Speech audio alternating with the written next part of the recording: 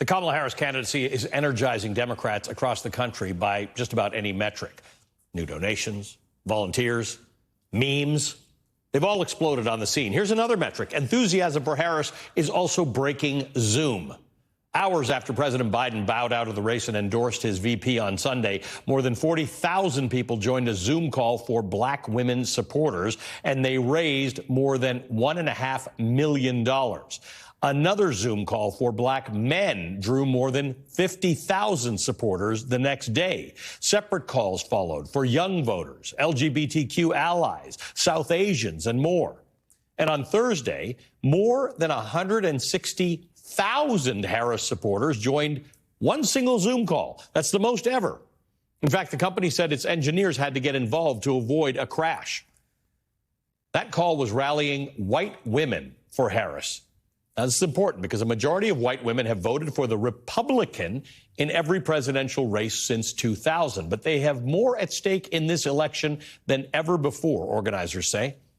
Participants in the call included the actress Connie Britton, pop star Pink, who reportedly joined right after a performance, and the soccer star Megan Rapinoe, who said that it was past time for white women to step up.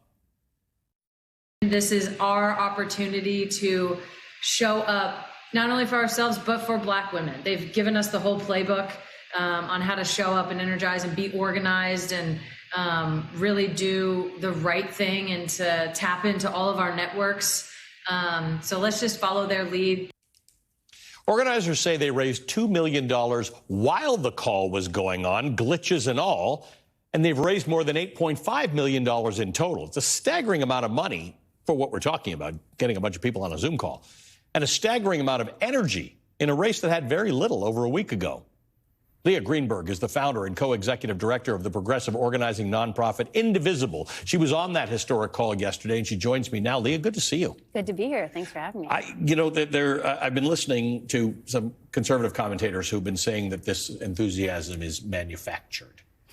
I would invite them to join us on a call like the one we had last night, or at a call like the one for Women for Harris organizing call that's coming up on Monday, where we are going to break Zoom records once again. I can tell you, I'm part of a grassroots network. I've got leaders all over the country. I have not seen excitement like this in years. They are coming out of the woodwork. They are thrilled. They are organizing with the kind of energy that reminds you of the early Obama years. People are feeling such joy, such power, such excitement that the Harris campaign has unleashed. And last night was just one example of that. One of the interesting things, decisions that the Harris campaign seems to have taken is to speak about the future, to present this optimistic view of the future in contrast to this dystopian, dark vision that Donald Trump seems to offer everyone. And it's working for Kamala Harris. She is someone who smiles a lot. She is someone who laughs a lot. Conservatives are trying to punish her for that. But in fact, she sees a future, and she puts out ads, and she talks to women and says, the future can be ours. It can be quite bright.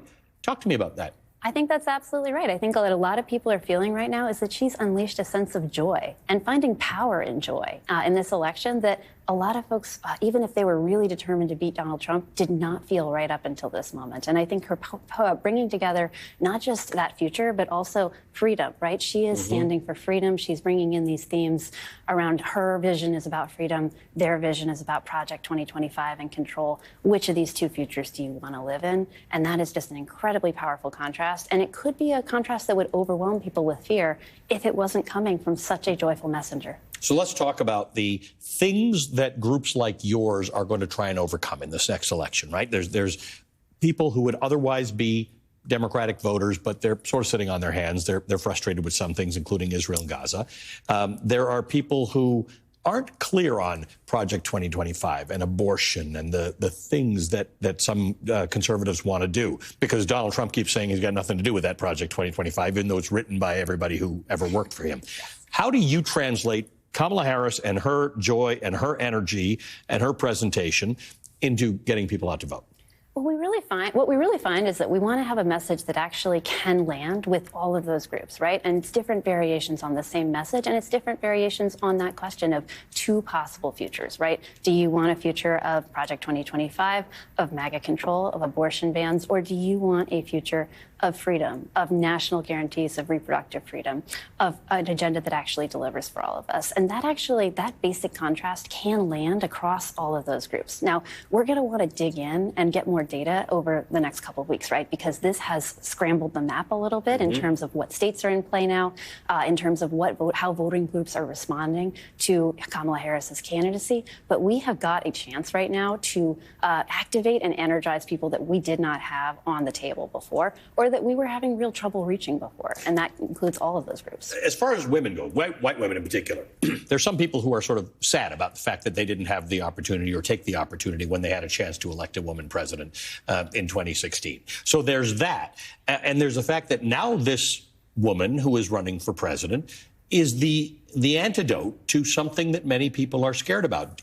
Could this be the election in which white women do something that they haven't done in 24 years, that they are going to actually vote for a woman and a Democratic candidate? Look, Indivisible, our network, it came out of 2016, right, when a lot of women were deeply disappointed to see not only that Hillary Clinton had lost, but that the new president was going to be Donald Trump. And those women, they took their anger, they took their energy, they turned it towards organizing. They realized they needed to organize. And that included quite a lot of white women who had been really surprised by that outcome. And over the last 8 years, they've been organizing, they've been building that power. And what I am hearing from them is that they see in Kamala Harris, they see the chance to not just resist MAGA, to not just resist Trump, but to fundamentally change America and to finally achieve that woman president. And we're going to do that by talking to as many voters as we possibly can over the coming months. Okay, that's when people say, how do you maintain the enthusiasm? You've actually got a roadmap at the moment. As you said, you want to see some polls over the next few months, but even next few weeks. But even if you didn't see them, you have a plan in 15 states at the moment. That's right. We've got 15 states that we've identified where we can win the presidency, the Senate, and the House. We are going to go hard in those states. We've actually built out a tool that helps regular people, everyday people, make the difference in this election. So what we are asking people to do is go to indivisible.org. Let us know where you live. Yep. We've identified the voters that we need to reach in your neighborhood, like maybe down your block, and you go and you talk to those voters. You're actually going to set people up who want to say, how do I help? Because that's the question most people have. How do I help? How do I change my future? That's right. And what I find is people are just getting involved is they think, I'm not a professional. How can I don't know politics very well. How can I actually help?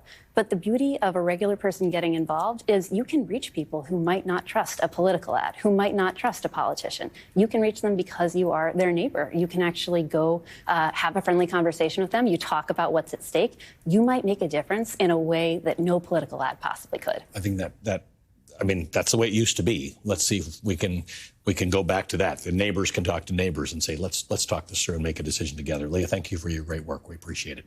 Leah Greenberg Great to be here. Is the founder and co-executive director of Indivisible. All right, up next, Senator Bernie Sanders joins me live to talk about the future of the 2024 race and why he hasn't yet endorsed Kamala Harris for president. Don't miss it.